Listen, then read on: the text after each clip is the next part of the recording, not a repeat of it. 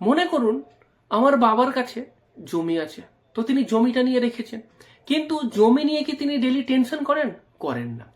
মার কাছে সোনার গয়না আছে, তো মা কি এই সোনার গয়না নিয়ে প্রতিদিন টেনশন করেন না। কিংবা ধরুন বোনের কাছে রূপোর অলংকার আছে বা রূপোর গয়না আছে, তো বোন কি এটা নিয়ে বেশি টেনশন করে না। কেন?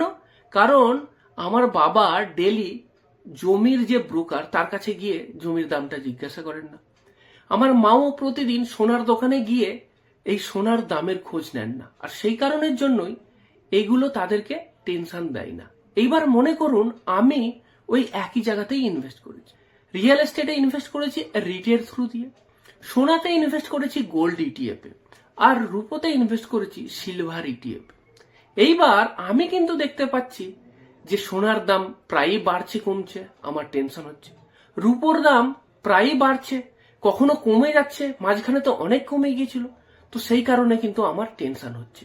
এইবার ভাবুন যদি আমার মা কিংবা বোন সোনার গয়নার বদলে সোনার ইটিএফ বা রূপোর ইটিএফ এতে ইনভেস্ট করতেন এবং ডেলি মোবাইলেতে এই দামের ওঠানামা দেখতেন, আপনার কি মনে হয় তারা খুব নিশ্চিন্তে থাকতে পারতেন?